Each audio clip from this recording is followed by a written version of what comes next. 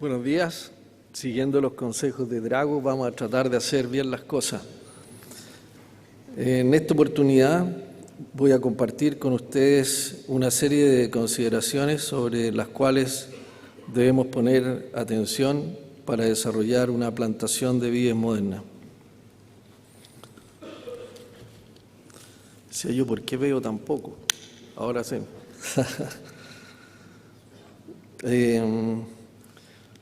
Vamos a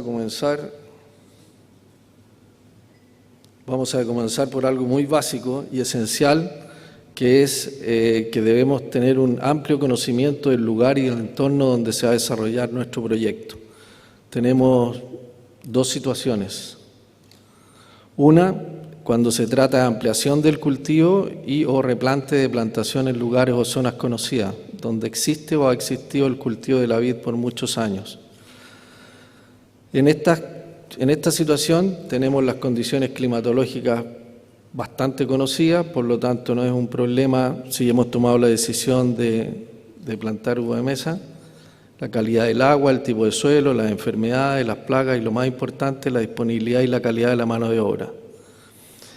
La segunda situación es un poco más emocionante y se trata de proyectos en zonas no cultivadas, nunca antes explotadas ni con antecedentes del comportamiento del cultivo con la interacción del medio ambiente, lo que significa partir de cero.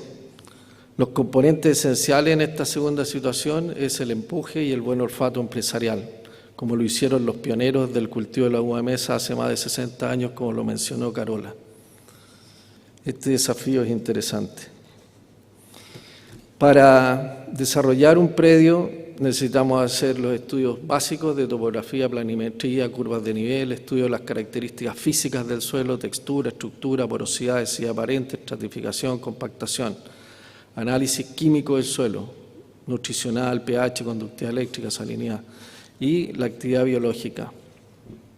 También debemos tener el estudio acabado del clima, principalmente basado en la evapotranspiración, temperatura, humedad relativa, viento, luminosidad, radiación lumínica, y el estudio de agua, disponibilidad de agua, pH, salinidad, variabilidad en el tiempo, porque el agua no siempre es la misma en distintas épocas del año, en las distintas zonas.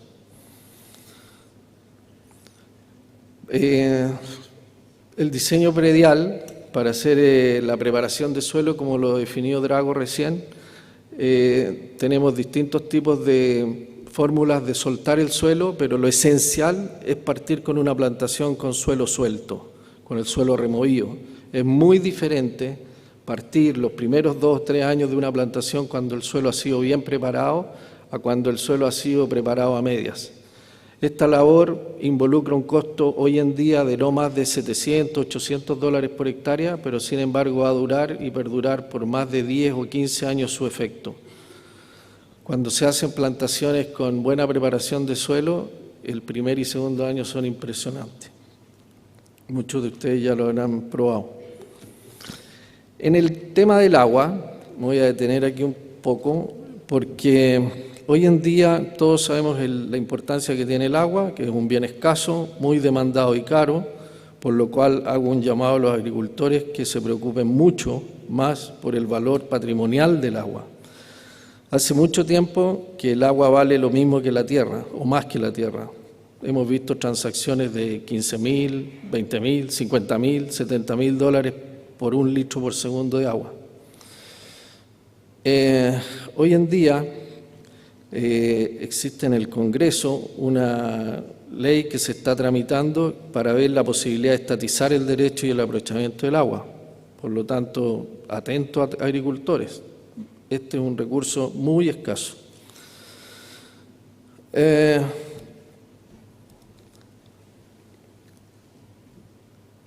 el caso de que la fuente de agua para un proyecto sean pozos de agua profunda,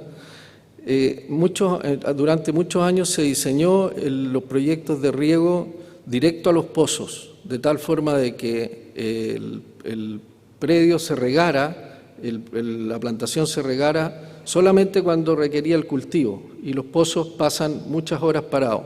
Hoy día, como el agua vale tanto, se recomienda tener tranques de reservorios de acumulación de tal forma de que el agua sea utilizada o sea almacenada durante el periodo que no se está regando. Todos tenemos claro de que si bien el pic de consumo de agua de una plantación es de alrededor de 70, 80 metros cúbicos por hectárea día, 7, 8 milímetros a reponer, como lo vamos a ver más adelante, en la época pic de consumo de agua, hay otras épocas en las cuales la vid consume no más de 0,3 litros por segundo. Necesitamos reponer una tasa de 3 milímetros, 4 milímetros por día. Por lo tanto, los productores que tienen pozo lo pueden utilizar permanentemente funcionando y hacer una combinación de estados fenológicos de la vid, como vamos a ver más adelante. Los derechos de aguas superficiales hay que almacenarlos en tranques. Hay muchos productores que el agua superficial la ocupan solamente cuando riegan. Y el agua, por último, tiene un valor nutricional. Tiene aportes de sales y la conductividad eléctrica. Hoy en día las plantaciones modernas las estamos diseñando con tranques centralizados donde convergen los recursos de agua del predio. Las casetas de riego también las estamos haciendo centralizadas de tal forma de tener los equipos de riego en una sola zona. Ahí teníamos una caseta de riego que fue ampliada, la misma que estaba mostrando antes, a mano derecha. Se ve la caseta antigua que albergaba 2 equipos de riego para regar 2 cabezales de riego, para regar aproximadamente 40 hectáreas. Y a la mano izquierda vemos hoy día una caseta ampliada en la cual hemos llevado varios equipos de riego para regar aproximadamente 100 hectáreas en 4 equipos de riego consolidados.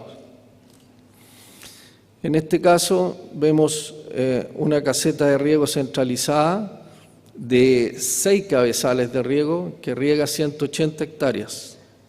Más o menos 30 hectáreas cada uno de estos cabezales, que son de impulsión modular y tienen un manifold de captación común, de tal forma de que poder ser versátil el regar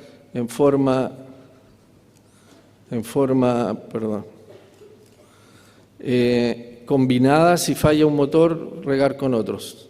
Acá tenemos la zona de filtros y esto es lo más importante, los controles por caudales. Cada equipo de riego tiene su control de caudal y a la vez cada equipo de riego tiene subsectores, que pueden ser de 4 o 5 subsectores. Si en este caso son de 30 hectáreas, tenemos subsectores que tan pequeños como de 4, 5, 6 hectáreas que se pueden definir por variedad y por porta injerto o por edad de plantación. La utilización de variadores de frecuencia para partida lenta y de bajo consumo hoy en día también está siendo cada vez más popular debido a que el pic de consumo eléctrico en los equipos de riego grandes que se diseñaban antiguamente era lo que marca la tarifa de consumo. Hoy en día, con este pequeño cambio de que al menos en la partida de los motores sea más secuencial, se consiguen bastantes ahorros. En la caseta de riego moderna hay una oficina dentro de la caseta donde está la sala de computación, que no es necesariamente una sala de computación, sino que se alberguen 1 o 2 computadores para llevar los registros.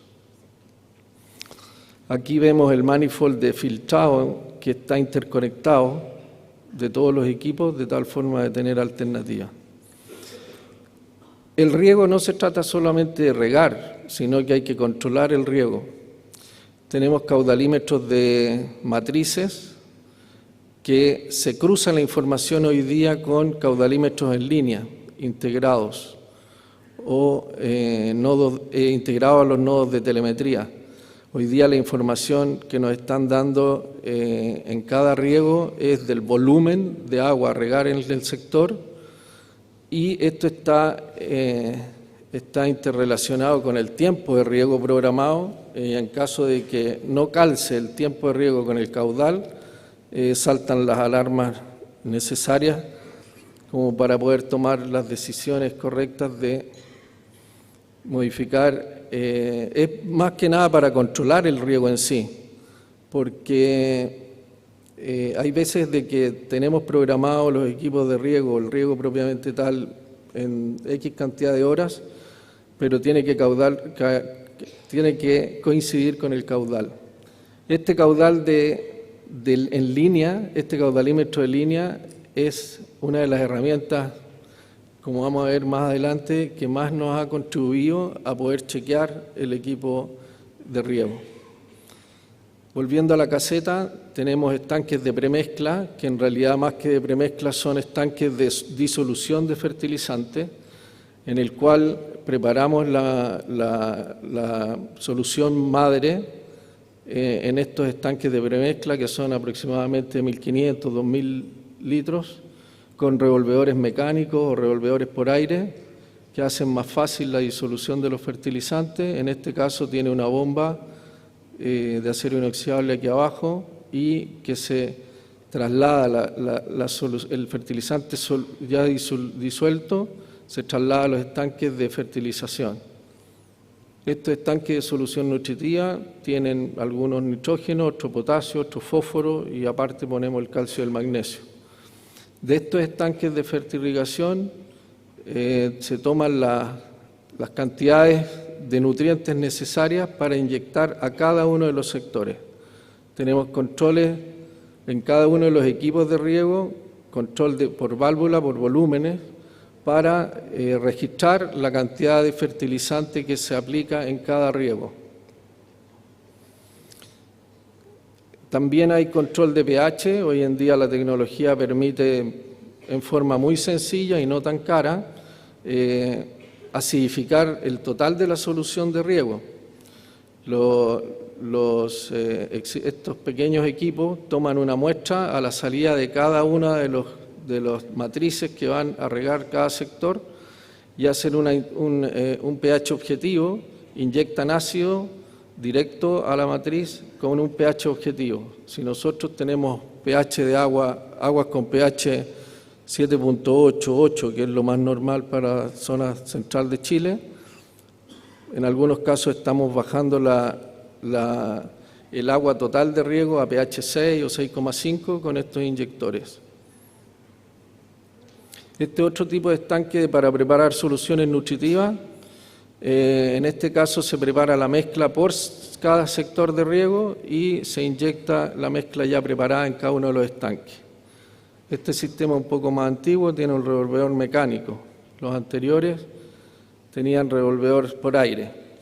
Y lo que viene a futuro con respecto al uso de los fertilizantes líquidos, en Chile se está promoviendo mucho la utilización de fertilizantes líquidos con un argumento de que son mejores o que tienen más eficiencia que los fertilizantes sólidos, pero en realidad la historia de los fertilizantes líquidos en el mundo viene principalmente de Europa, en el cual los agricultores son de edad avanzada, son superficies pequeñas, no hay gente para descargar camiones de toneladas y toneladas de sacos de fertilizantes, ni bodegas para almacenarlos, ni gente para después distribuirlo a las casetas de riego.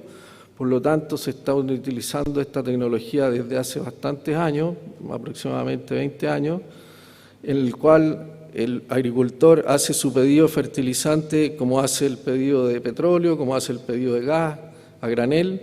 Se hace el pedido de fertilizantes, llegan los fertilizantes a su campo y el agricultor desde su propia casa o su propia oficina hace la programación, la integración de los fertilizantes al equipo de riego.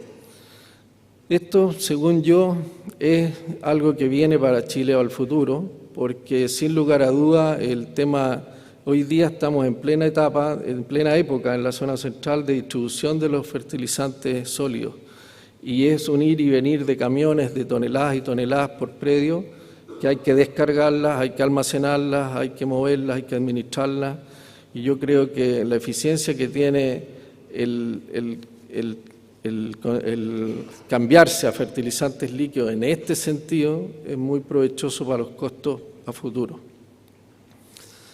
El tema de cómo controlar la fertirrigación en terreno, estamos usando desde hace varios años las sondas de extracción en combinación con la analítica química de los extractos, con los análisis foliares.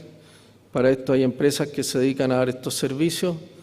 También con la utilización de las sondas de monitoreo de humedad, hemos integrado sensores de salinidad o de conductividad eléctrica o de volumen iónico, concentración de volumen iónico, en el cual podemos hacer un seguimiento durante el riego al comportamiento de las sales, al menos en el riego. Como vamos a ver más adelante con los sensores de suelo, hemos aprendido a regar. Aquí tenemos una situación de una plantación de raíces casi moradas, oscuras, por un mal riego. Con la incorporación de nuevas técnicas para poder controlar los riegos, hemos cambiado prácticamente los sistemas radiculares, que es parte esencial del objetivo para poder obtener buenas frutas.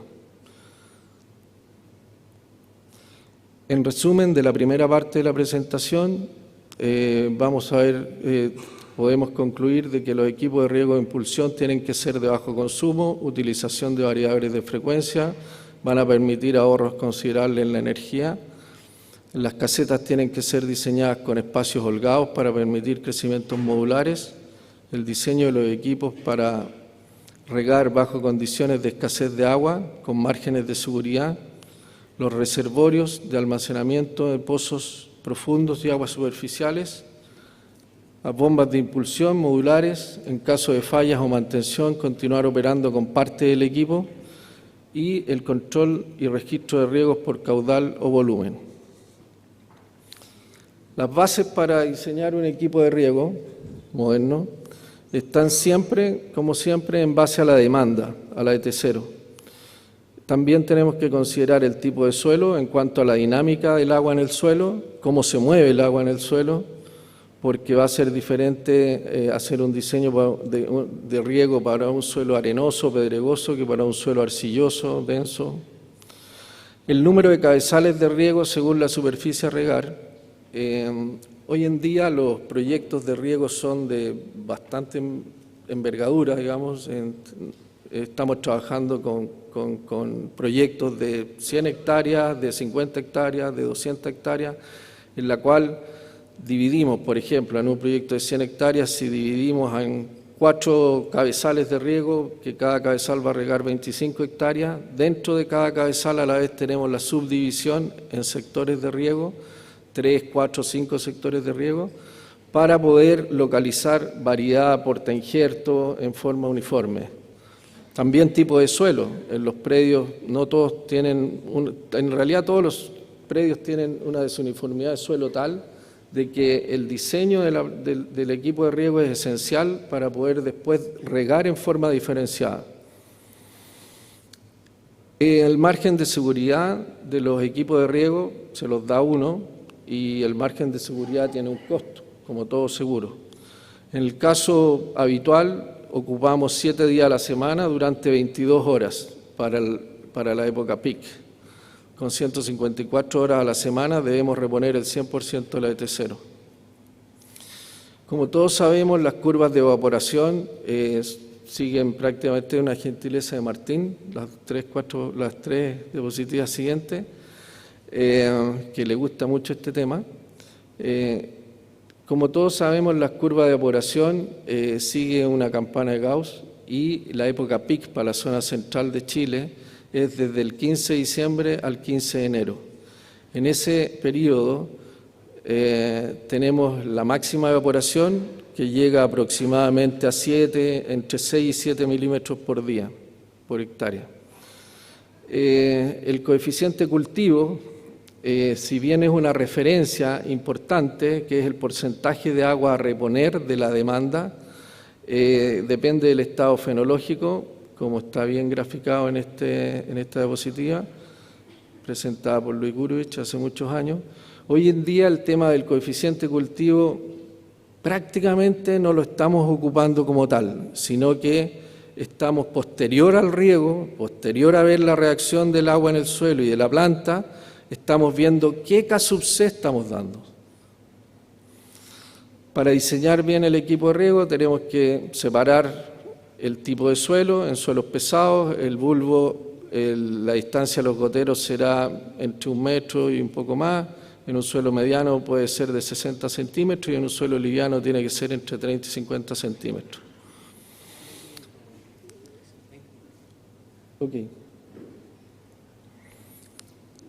Esta gráfica, también aportada por Martín, es muy didáctica como para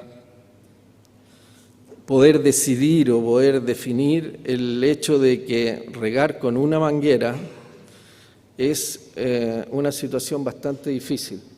Hoy en día los proyectos de riego están siendo diseñados básicamente, la mayoría, con doble manguera, doble línea de riego. Por esto mismo, porque dependiendo del tipo de suelo, se produce una zona central con exceso de humedad, una zona lateral con humedad adecuada y una zona lejana con humedad insuficiente.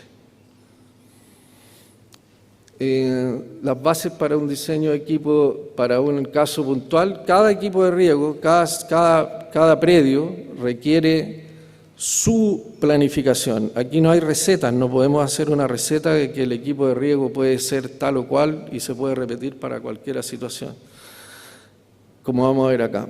Por ejemplo, para el caso de Aconcagua, con una ET0 máxima de 7 milímetros por día, si decidimos planificar un proyecto con 4 o 5 sectores de riego, en este caso yo hice un ejemplo con 5 sectores de riego, quiero usar solamente 22 horas el equipo de las 24 horas del día, porque hay horas en las cuales los equipos hacen retrolavado, bajan las presiones, hay fallas. Necesitamos 4,4 horas por cada sector. Disponemos, de 4,4 horas de cada sector. Para reponer los 7 milímetros necesitamos una precipitación de 1,6 milímetros por hora. De tal forma que en las 4 horas podamos reponer los 7 milímetros que requerimos para el día. Si en este caso ponemos 2 líneas de riego por hilera, yo recomiendo idealmente suspendidas. Las líneas pueden ser en el suelo, pueden ser a mitad de altura, pueden ser a la altura del parrón, pero esto también depende del tipo de suelo y depende del tipo de mulch vegetal que tenga la banda, la hilera. En este caso, el distanciamiento gotero corresponde a 50 centímetros o a 70 centímetros y la descarga por gotero de 1,8 a 2,4 litros por hora. Como este ejemplo, podemos ver cientos de ejemplos, dependiendo de la superficie, dependiendo del número de variedades que tiene el proyecto, del número de portainjertos que tenemos para distintas variedades. Pero lo más importante es de que tenemos que suplir el 100% de la ET0. Tenemos que tener equipos que sean capaces de suplir el 100% de la ET0 con holgura. Hoy en día las empresas que suministran equipos de riego están recomendando considerar 7 días a la semana, 20 horas, o 6 días a la semana, las 24 horas y dejarse un día a la semana de resguardo.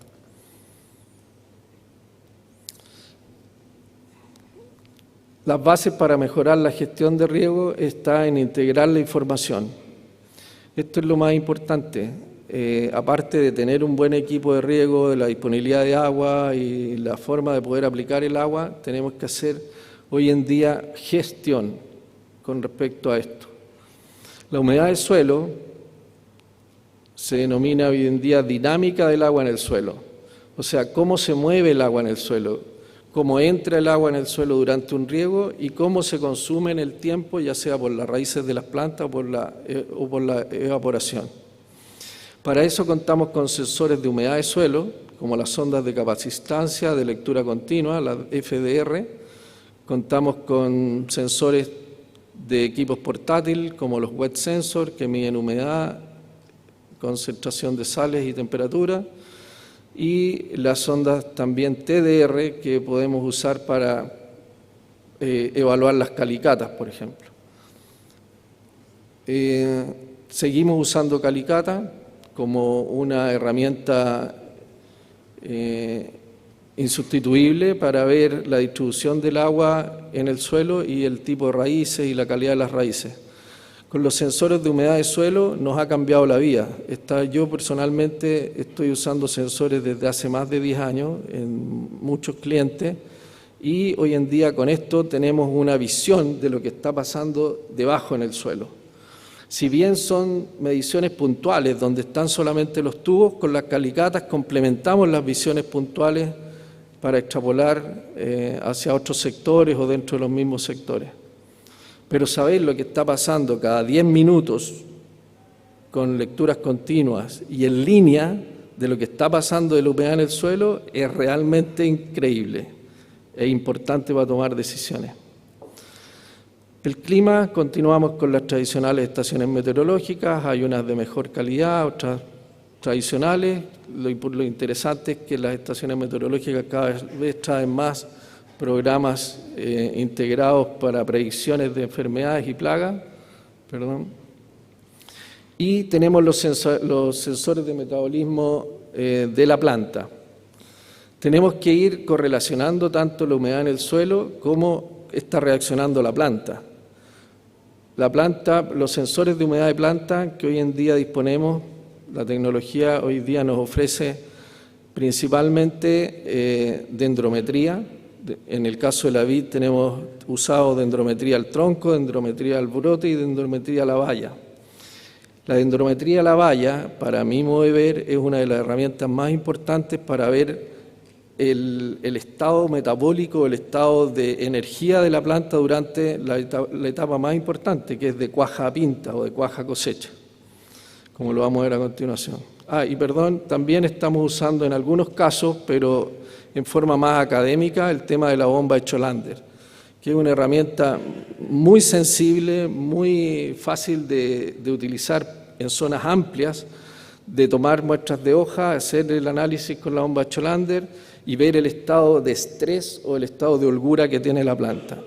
A mi modo de ver, todavía es una herramienta un poco más para hacer estudios que para hacer fruta, digamos. Pero es una herramienta que nos sirve mucho para poder leer el estado de la planta.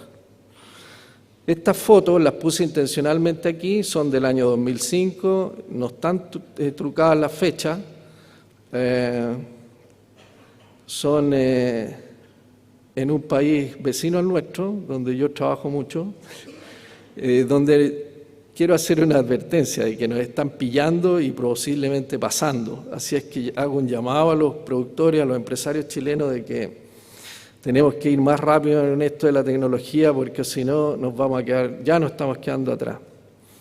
Acá tenemos dendrómetro de valla, dendrómetro de tronco y transmisión directa de información en línea. Ese dendrómetro de valla nos daba, porque ya no estamos usando esto, lecturas continuas de desarrollo de la valla. Cuando la valla crecía menos de 2 milímetros en 10 días teníamos que prender las voces de alerta porque algo estaba pasando, se estaba estresando. Hoy en día usamos, esto sí aquí en Chile, hay algunos amigos míos aquí que lo usan, usamos curvas de crecimiento de valla. Hacemos todo un trabajo, marcamos muchos racimos, aproximadamente 10 racimos por hectárea y cada racimo 4 vallas y a esas vallas les vamos haciendo un seguimiento cada 2, 3, 4 días y vamos formando las curvas de crecimiento desde tamaño pequeño de 6, 7 milímetros y con eso nos podemos hacer una idea de lo que está pasando en el interior de la planta con respecto al riego, a la fertilización, a las aplicaciones de hormonas. En otras partes tenemos también estos pies de rey o pies de metro electrónicos ya más modernos. Con la lectura de mediciones de valla tenemos un cuadro muy interesante que les voy a mostrar acá, que es el caso de un agricultor de una empresa también peruana, en el cual tienen la fecha de la aplicación de la cianamida, la fecha de la evaluación, los días después de cianamida, variedad Flame, predio Orongo. Les hago mención a esto porque después vamos a ver un ejemplo. ¿Qué pasó con la sonda de capacitancia en este predio el año 2014? Estamos aquí viendo el del 2014. El promedio general de las vallas, la diferencia de crecimiento entre una lectura y otra, la diferencia en días y por último el crecimiento, la tasa de crecimiento diario. Tasas de crecimiento sobre 0,2 milímetros por día son muy interesantes, y cuando las vallas, en este caso comenzamos a medir con vallas de 5,6 milímetros y terminamos con vallas de 20,8 milímetros a los 158 días después de aplicada la cianamida. Esa es la curva de crecimiento del ejemplo anterior. Ahí tenemos días después de cianamida, fecha de la evaluación y promedio general de calibre. Dinámica del agua en el suelo, etapas fenológicas. Cuando queremos conferir a una etapa fenológica alto metabolismo, crecimiento vegetativo de fruta, tenemos que manejar el estanque de suelo lleno. Tenemos que manejar el suelo con la máxima capacidad de agua y aire. Cuando hablo de estanque lleno no es saturado, es a capacidad de campo. Y con riegos de alta frecuencia. Si nosotros tenemos un tipo de manejo de riego de estas características, ténganlo por seguro que van a obtener crecimientos, sobre todo vegetativos, importantes. Cuando queremos controlar el metabolismo, tener un metabolismo equilibrado, hacemos frecuencia de riegos controlada, no tan frecuente como la anterior, y un bajo estatus de humedad. Cada vez que regamos no llenamos el estanque hasta capacidad de campo, sino que un poco menos. Y cuando queremos bajar el metabolismo de la planta, se recomienda tiempos de riegos largos, llenamos el estanque y dejamos pasar muchos días hasta que el estanque se vaya agotando. Pero todo esto lo podemos controlar en forma real, directa, con lecturas constantes, con plataformas tipo IRRIMAX, plataformas tipo Drop Control. Aquí en esta plataforma IRRIMAX voy a explicar de qué se trata. Este cuadro que la mayoría de ustedes conocen, que manejan este tema de las sondas de capacitancia, algunos de ustedes no, les explico. Acá en esta primera fila tenemos la precipitación que hemos dado en cada uno de los riegos. Las líneas rosadas significa que fue un riego y está la precipitación que se dio en el riego. Las barras azules son lluvias. En esta fila, las barras verdes, está la ET0, que proviene de la estación meteorológica. Lo interesante hoy en día de esta información es que aquí no hay intervención humana. Toda esta información es sacada con instrumentos electrónicos, transmitida en forma electrónica y resumida en un software en forma automática. Por lo tanto, es información confiable. Antiguamente, cuando teníamos que poner aquí el riego, la precipitación que se había dado al riego, todo estaba perfecto. Hoy en día esta información proviene de los caudalímetros de línea. Tenemos el caudalímetro en la misma línea donde tenemos el sensor y la información viene directamente a la plataforma. Igual desde la estación meteorológica se cargan automáticamente, 3-4 veces al día se carga la información vía internet y la tenemos hasta en nuestros celulares. En esta fila tenemos las lecturas de cada uno de los sensores a distintas profundidades. Tenemos un sensor a 20 centímetros, el de más arriba, el segundo a 40, el tercero a 60 y el cuarto a 80. Y nos están marcando el estatus de humedad en el suelo cada 10 minutos. Y esta fila con colores de fondo, con 3 colores de fondo, marca la sumatoria de los 3 primeros sensores, de tal forma de ver en forma más didáctica y en forma más representativa lo que está pasando en el perfil de suelo completo, porque si bien podemos en la anterior ver cada estrata de suelo, lo que nos interesa es el perfil completo. La plataforma Drop Control hace lo mismo, tiene 4 sensores de humedad, tiene la suma de los 4 sensores de humedad y acá abajo lleva los registros de riegos, de evapotranspiración, de lluvias. Aquí voy a mostrar un ejemplo de monitoreo y programación según fenología. Esto es en el caso de una Flame Seedless que se regaba con 12.000 metros cúbicos por hectárea al año, hoy en día se riega con 9.000 y menos metros cúbicos por hectárea al año con una producción de 3.200 cajas. Aquí en esta foto se muestran todas las etapas del cultivo. Acá tenemos enero del 2014, diciembre del 2014, enero del 2015. Esto es lo que pasó durante todo ese año. Lo vamos a ver más en detalle. Con estas reglas verticales que cruzan las filas, vemos la fecha y está situada en el 13 de diciembre del 2013 a las 7 de la mañana. Acá tenemos la otra que está 219 días después de esa. Y bueno, aquí vamos recogiendo información. Por ejemplo, aquí podemos ver de que se regaron 443 milímetros y evaporaron 914 milímetros de ET0. Por lo tanto, por lo tanto, el K sub C lo podemos calcular. En vez de guiarnos por un K sub C teórico, lo que estamos haciendo es sacando un K sub C práctico. Vamos a ver en detalle qué pasó aquí durante la brotación. Desde el 20 de julio a 15 de septiembre regamos 84 milímetros, 85 milímetros y hubo una ET0 de 221 milímetros. Si hacemos la relación es 0,37 creo, K sub C, en etapa de brotación. Esto está marcando cada una de estas columnas de punteadas, marca una semana. Aquí regamos cada 15 días, aquí regamos cada 10 días, cada 7 días, 8 días, 7 días, durante esta etapa. En la etapa siguiente, nos corrimos en el tiempo, el 16 de septiembre al 23 de octubre, aumentamos la frecuencia de riego, estamos en etapa de cuajado, de llenado de fruta, de consolidación de brotes. Y aquí viene lo más interesante. En la etapa de pinta, miren lo que hicimos acá. Esto se hace habitualmente, en el caso de Flame, en un suelo arenoso. Esto lo hacemos para cada variedad, para cada tipo de suelo. La estrategia de riego la vamos haciendo de acuerdo a nuestras experiencias empíricas con respecto a la calidad de la fruta, a la condición de la fruta, a la cantidad de fruta que tiene cada parronal. Pero este caso lo muestro como extremo.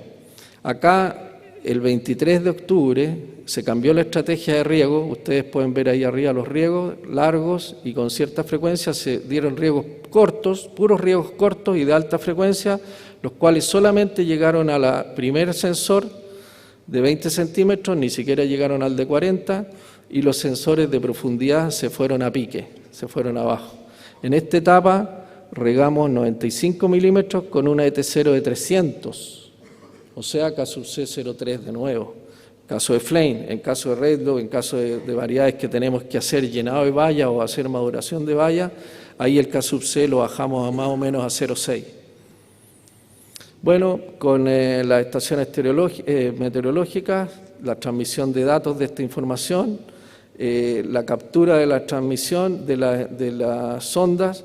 Este esquema no me gusta mucho, pero es un esquema que copié de la presentación de un amigo que se dedica a vender equipos de riego de sondas de capacitancia.